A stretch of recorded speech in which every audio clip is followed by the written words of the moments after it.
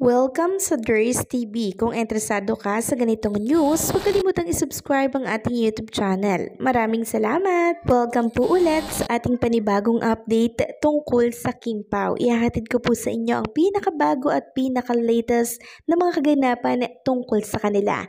Kaya naman kung hindi ka pa subscriber ng ating channel, pindutin nyo na ang notification bell para lagi kayong updated sa mga balitang trending at napapanahon.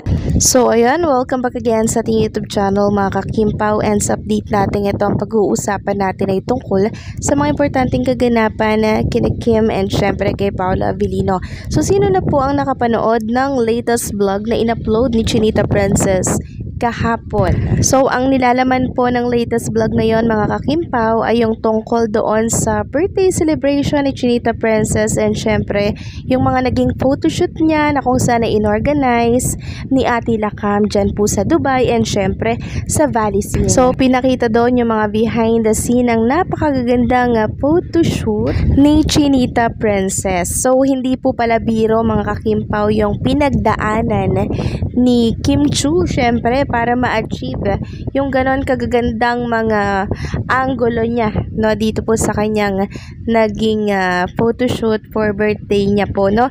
So syempre unang-una kailangan po nilang gumising ng napakaaga. Kung di ako nagkakamali, 4 AM nag-ayos na sila, nagpe-prepare na kasi dapat maabutan po nila yung sikat ng araw dyan yan sa Dubai para syempre mas gumanda yung pictorial po ni Chinita Princess. And ayun, success naman po mga ka-Kim Pao, at maganda naman po ang kinalabasan ng mga pictorial ni Kim Chiu.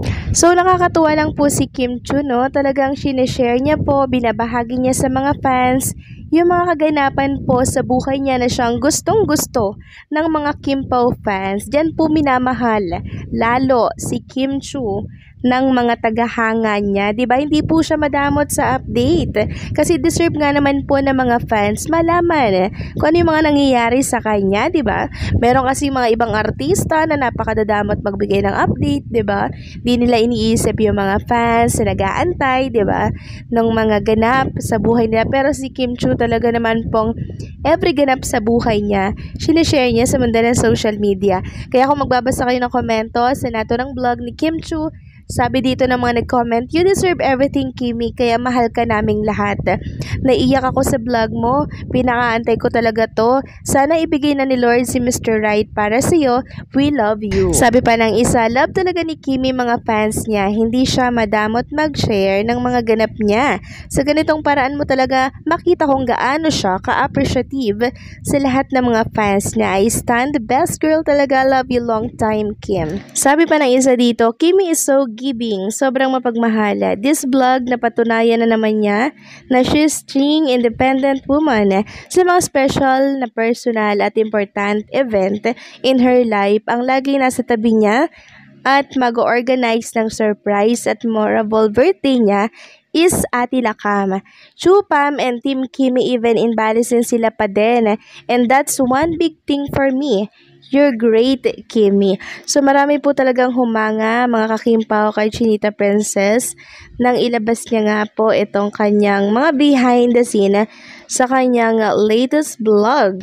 And alam ko lahat kayong nakikinig dito na panood nyo na po ang tungkol sa mga behind the scene yan sa Valley Scene, and syempre sa mga ganap nilang dalawa ni Paula Avellino dito sa Dubai. Syempre nag-enjoy po ang lahat, pero hindi makakalimutan natin itong sinabi ni Chinita Princess. Yung time na nasa Dubai siya, no? Yung nasa disyerto siya doon. Sabi po ni Kim Chiu, nakilala ko rin si Mr. Right. Akala ko talaga for the real na mga ka-Kim Pao yung pag-amin na yun. Pero, yun po pala ay isang camel. Sabi nga dito, he's the one talaga. He's the one daw talaga. Tapos, ang pinakilala niya mga Kim Pao ay yung camelyo. So, sa puntong yon, parang nagpapahapyaw na po si Chinita Princess na talaga namang nakilala niya na po si Mr. Right, 'di ba? Parang gusto niyang umamin, 'di ba? Pero indirect, syempre, hindi pa siguro sila handa na aminin 'yung tungkol sa kanila ni Paolo Avellino. Kaya eto, paligoy-ligoy, pasegoy-segoy na lang, 'di ba? Ginagamit 'yung camelyo para nang sa ganun hindi naman mabigla 'yung ibang mga bashers, 'di ba? 'Yung mga fans na hindi naniniwala na meron pong Kim and Paolo Avellino. But at least, meron na pong mga pagganito si Chinita Princess, 'di ba? Yun bang mga paamba na hindi niya matuloy-tuloy. Pero, para po sa mga legit na Kim Pao fans, alam na po nila kung sino yung tinutukoy dito ni Chinita Princess na Mr. Right. 'Di ba? Walang iba kundi po si Paolo Avellino. At alam niyo po, ang nakakatuwa din mga kakimpaw, napanood ko po si Chinita Princess habang nakatalikod siya doon sa camelyo.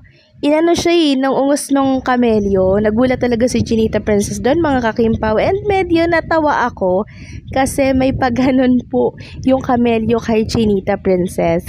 So sa una nakakatakot itong camel kasi nakita ko yung reaction ni Chinita Princess.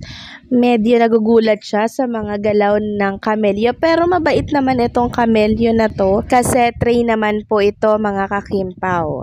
And nakita nyo rin po ba mga kakimpaw yung ginawa po nilang pagjo-jogging ni Paolo Avellino doon sa vlog ni Chinita Princess? So yung nakita natin sa Dubai, sa vlog po ni Chinita Princess, ganyan din po yung nakikita natin dito sa Pilipinas pag nagjo-jogging sila every Sunday, 'di ba? Pagkatapos ng jogging, nagko-coffee sila together kasama po yung mga gym buddy po ni Kim and Paolo Avellino. So walang pinagbago, no, lugar lang yung nagbago pero yung routine ganon pa din. And syempre nakita din po natin kung gaano ka-close si Chinita Princess kay Paolo Avellino. Si Paolo Avellino nga po mga kakimpaw ang photographer ni Chinita Princess.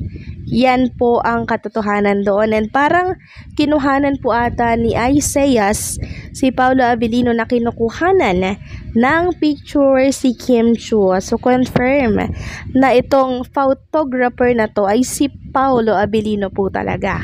Kaya ang sweet lang po nilang tingnan, 'di ba? Na very supportive itong si Paolo sa mga trip po ni Chinita Princess. So ganyan naman po talaga mga kakimpaw pag nasa isang relasyon ka, 'di ba? Kailangan mong mag-adjust ng mga bagay-bagay, 'di ba? Para nang sa ganun ay magkasundo kayo. 'Di ba? Ganun naman talaga 'yun eh. Kasi kung di po kayo mag-a-adjust, wala pong magiging patutunguhan yung inyong relasyon na binubuo, 'di ba? So hiwalayan agad, 'di ba? Kaya si Kim and Paolo ngayon pa lang natututo talaga silang mag-adjust, baguhin nila yung mga hindi po makakatulong sa isang relasyon. Very mature na po si Kim and Paolo Avellino kasi alam na po nila yung mga ganyan kasi danas na po nila yun sa mga past relationship na pinagdaanan nilang dalawa. So, anong say nyo dito mga kakimpaw? Please comment down below.